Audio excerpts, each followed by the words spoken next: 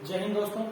आज की वीडियो में मैं आपके लिए लेके आया हूँ माइक्रोबायोलॉजी में जो भी इंपॉर्टेंट टॉपिक्स हैं जो कि एग्जाम में आने के लिए बहुत ही नेसेसरी हैं, जो कि एग्जाम में आ सकते हैं और आपको पढ़ के जाने हैं वो कौन कौन से हैं। क्योंकि जो मैंने इससे पहला जो वीडियो बनाया था एनाटॉमी फिजियोलॉजी का, उसमें 70 to 80% क्वेश्चन बच्चों के मिले थे। उनका कमेंट आया था कि सर आप माइक्रोबायोलॉजी हमारे लिए टफ पढ़ रही है, आप उसके लिए भी ऐसे क्वेश्चन बताइए जो कि एग्जाम में आ सकते हैं। तो लास्ट वीडियो के अकॉर्डिंग ही मैंने अभी भी माइक्रोबायोलॉजी का भी ऐसा ही एक पैटर्न लेके आया हूँ आपके लिए, जो कि कम से कम 4 वीडियोस यूट्यूब पे बनते हैं, उसको मैंने एक वीडियो में मिक्स कर दिया है और आपको जल्दी से बताने जा रहा हूँ। आप लोग केयरफुली सुने। लॉन्ग क्वेश्चन और शॉर्ट क्वेश्चन दो पार्ट में मैंने माइक्रोबायोलॉजी को डिवाइड किया है कि लॉन्ग कहाँ से बन सकते हैं और शॉर्ट कहाँ से बन सकते हैं। क्योंकि जैसा अपन देख रहे हैं प्रीवियस एग्जाम्स के अंदर आरडीओएचएस में मैक्सिमम शॉर्ट क्वेश्चंस के पार्ट ज्यादा आ रहे हैं। 10 से 15 नंबर 16 नंबर के क्वेश्चन बहुत कम आ रहे हैं और 4-4 नंबर के क्वेश्चन ज्यादा आ रहे हैं। इसलिए हमने दो पार्ट में इसको डिवाइड कर दिया है। अभी अपन लॉन्ग क्वेश्चन स्टार्ट करें। लॉन्ग क्वेश्चन में सबसे पहला क्वेश्चन जो माइक्रोबायोलॉजी में बनता है वो बनता है importance of microbiology in nursing.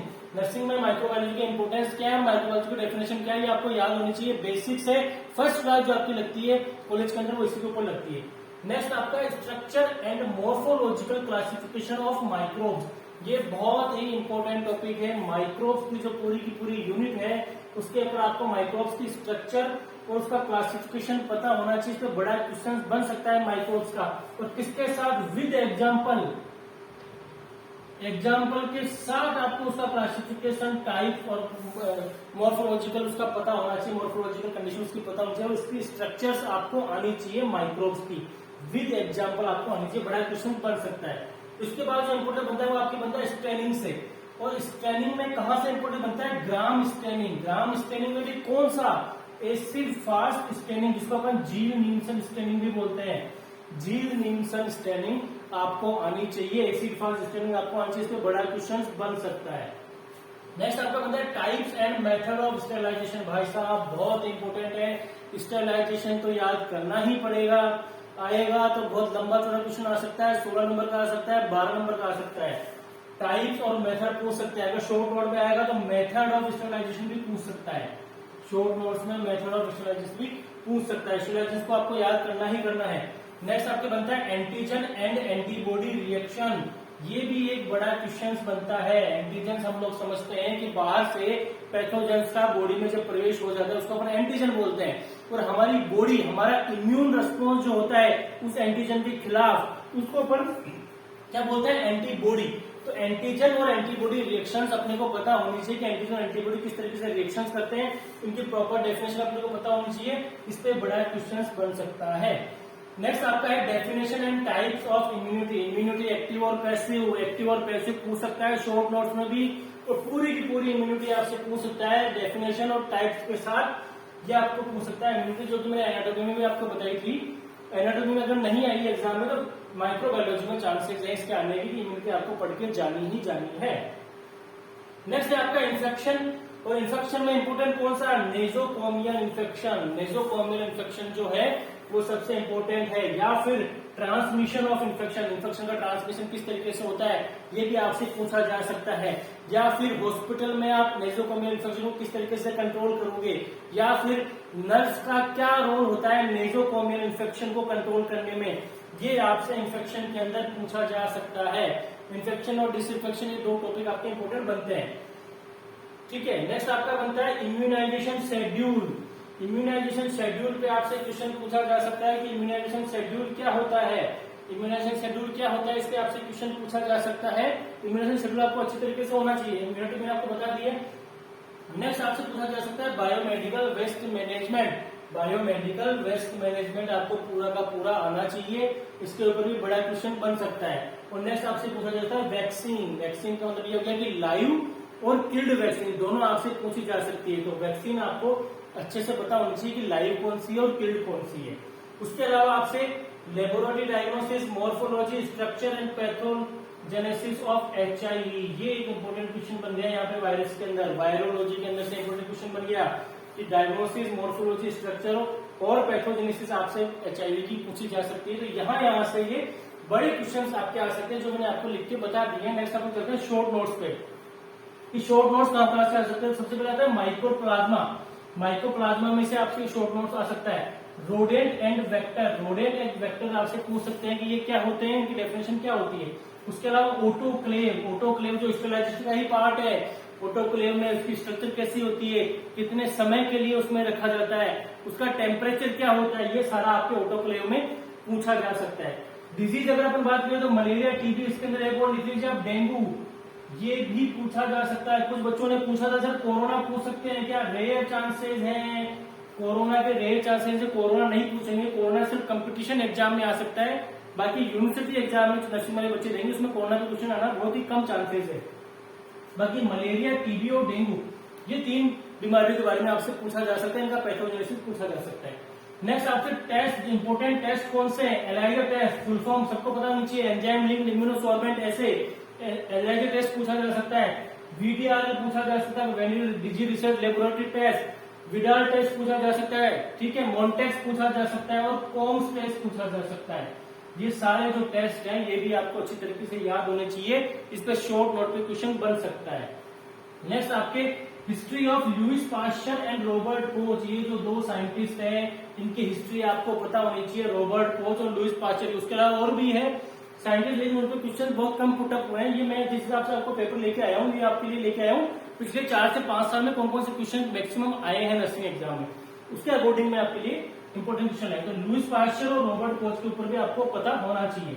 उसके अलावा हाइपर सेंसिटिविटी रिएक्शन, लीजिए भैया ये बहुत इंपोर्टेंट क्वेश्चन हो गया, हाइपर सेंसिटिविटी रिएक्शन आपसे पूछा जा सकता है। उसके अलावा डीपीटी, एमएमआर और बीसीजी, इन तीनों के बारे में पूछा जा सकता है। Diphtheria, pertussis tetanus, mumps, measles, rubella और बेसिलाई कालमेट ग्यूरिन जिसका नाम है, इस तीनों के बारे में आपसे पूछा जा सकता है। उसके अलावा कल्चर मीडिया, कल्चर मीडिया एक इंपोर्टेंट क्वेश्चन बनता है, ये आपको पढ़ के जाना है, कल्चर मीडिया के बारे में पूछा जा सकता है। उसके अलावा एनएरोबेज भी एग्जाम में आ सकता है। उसके अलावा कुछ 2 कीवर्ड और हैं जो जिसको अपन बोलते हैं Koch, postulated and hanging drop preparation, hanging drop preparation भी आपको पढ़ के जानी है। कुछ बच्चों के लास्ट वीडियो में कमेंट आए थे सर हम बैक्टीरियोलॉजी कैसे पढ़े, हम वायरोलॉजी कैसे पढ़े, तो एग्जाम के हिसाब से बैक्टीरियोलॉजी और वायरोलॉजी में से बहुत कम क्वेश्चन आते हैं, एक क्वेश्चन आ सकता है वो भी शॉर्ट नोट्स में, बड़ा क्वेश्चन आने के बहुत कम चांसेस है। उसमें आपसे कैप्सूल पूछ सकते हैं कि बैक्टीरियल कैप्सूल क्या होता है, जो आउटर कवरिंग होती है बैक्टीरिया उसको अपन कैप्सूल बोलते हैं, या फिर बैक्टीरिया और वायरस जो है उसके आपके टाइप्स पूछ सकते हैं कि कौन कौन से हैं, या फिर किसी एक बैक्टीरिया को आप पढ़ लीजिए, उसमें आप याद कर लीजिए ग्राम पॉजिटिव, ग्राम नेगेटिव, उसकी मॉर्फोलॉजिकल कंडीशन, उसकी स्ट्रक्चर और उसके लेबोरेटरी डायग्नोसिस।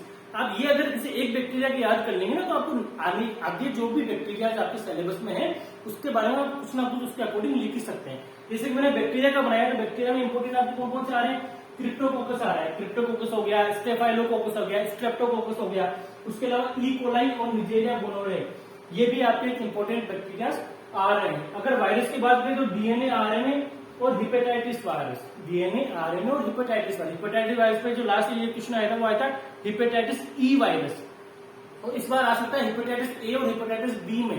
तो हिपेटाइटिस ए और हिपेटाइटिस बी आपको पता होना चाहिए। हिपेटाइटिस ए वायरस हम सब जानते हैं सीको ओरल रूट से ट्रांसफर होता है, बच्चों में होता है, और हिपेटाइटिस बी जो है वो बच्चों और बड़ों दोनों में हो सकता है। तो ये आपको पता होना चाहिए, इसकी स्ट्रक्चर पता होनी चाहिए और मॉर्फोलॉजिकल कंडीशंस और लेबोरेटरी डायग्नोसिस क्या क्या है ये सारे आपको इस वायरस के पता होने चाहिए। उसके अलावा अपन अगर वायरस में बड़ा क्वेश्चन है तो उसको अपन किस तरीके से लिखेंगे, सबसे पहले उसकी मॉर्फोलॉजी लिखेंगे कि मॉर्फोलॉजी क्या है, उसके बाद केमिकल प्रॉपर्टीज, केमिकल प्रॉपर्टीज क्या है उस वायरस की वो लिखेंगे। उसके अलावा बात कल्टीवेशन ऑफ वायरसेस, कल्टीवेशन का मतलब होता है उगाना, उस वायरस को अपन कैसे उगा रहे हैं, कैसे पैदा कर रहे हैं, वो होता है कल्टीवेशन। उसके अलावा लेबोरेटरी डायग्नोसिस, उसका लेबोरेटरी डायग्नोसिस क्या होता है। तो मैंने बहुत फास्ट आपको बता दिया है। ये मेरा बच्चों ने रिक्वेस्ट की थी इसलिए मैं माइक्रोबायोलॉजी के ये शॉर्ट नोट्स बनाए हैं, क्योंकि एमएस फिजियो के बारे में मैंने कोई वीडियो नहीं डाला था, तो उन्होंने बोला कि आप माइक्रोबायोलॉजी में हमें कुछ बताइए जो कि हम पढ़ के जाए और पास हो जाए। मैं गारंटेड लिख के दे रहा हूँ कि ये जो बच्चे पढ़ गए 70 to 80% पेपर आपका इसी में से आएगा, चाहे एग्जाम से बाहर आके मिला लेना। इसके बाहर से 70 to 80% के बाहर मुश्किल से 20% क्वेश्चन बाहर से आ सकते हैं, और वो भी शॉर्ट नोट्स में। बड़े क्वेश्चन सारे इसी में से बनेंगे, ये अच्छी तरीके से पढ़ के जाइए। वायरस बैक्टीरिया पे बच्चे कंफ्यूज हो रहे हैं, ज्यादा उस पर टाइम मत खपाइए। नॉर्मल क्वेश्चन आता है और छोटा क्वेश्चन आता है वो पढ़ जाइए। बाकी जो मेन आपके रहते हैं, आपके माइक्रोब्स रहते हैं, स्टैनिंग रहती है, इम्यूनिटी रहती है, एंटीजन एंटीबॉडी रिएक्शन रहती है, स्टेरिलाइजेशन रहता है, इन्फेक्शन रहता है, ये सारे आप पढ़ के जाइए। वैक्सीन रहती है, ये सब पढ़ के जाइए। हाइपर सेंसिटिविटी टेस्ट होते हैं सारे, ये सब पढ़ के जाइए।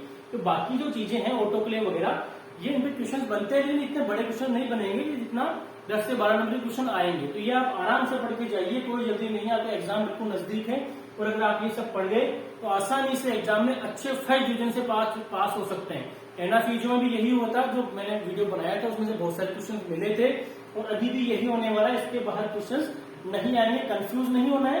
बड़ा क्वेश्चन आए तो उसके बड़े के हिसाब से लिखना है, छोटा आए तो छोटे के हिसाब से लिखना है। अगर छोटा वायरस पे 4 नंबर का क्वेश्चन पूछा तो आपको ये सारा लिखने की जरूरत नहीं है। Morphological, chemical property, cultivation, laboratory diagnostics, इसको सारा लिखोगे तो 100 नंबर का बन गया। बच्चे कंफ्यूज क्यों हो रहे हैं कि वो 4 नंबर वाले क्वेश्चन उनको आ रहा है ना, पूरा का पूरा लिख के आ रहे हैं, उतार के रामायण पूरी। 4 नंबर में आपको इतने नंबर में थोड़ी देगा। 4 नंबर का क्वेश्चन है, उसको उसके अकॉर्डिंग करके आइए। और बड़े क्वेश्चन आते हैं उसको उसके अकॉर्डिंग बड़ा अच्छी तरीके से लिख के आइए। तो ये मैंने आपको माइक्रोबायोलॉजी के इंपोर्टेंट क्वेश्चन बता दिए हैं। आपको पसंद आया हो वीडियो, आपके एग्जाम के बाद में इसमें से क्वेश्चन मिलते हो, शेयर करें वीडियो को, सब्सक्राइब करें, सब बच्चों को बताएं, उनके पास पहुंचे, क्योंकि बहुत रेयर केस हो रहा है कि इतने क्वेश्चन एक वीडियो में बताए जा रहे हैं। लिख के बताते हैं, आधे घंटे पौन घंटे का वीडियो हो जाता है, और ज्यादातर बैक्टीरिया और वायरस का तो अलग से ही वीडियो बनाया जा रहा है यूट्यूब पे। और मैंने आपको सारा एक साथ बना के बता दिया है। तो अगर आपको पसंद आ रहा है, सब्सक्राइब करें और अधिक से अधिक बच्चों तक शेयर करें, ताकि सब लोग इसको पढ़ सकें, देख सकें और एग्जाम में अच्छे नंबर लाकर पास हो सकें। जय हिंद, थैंक यू।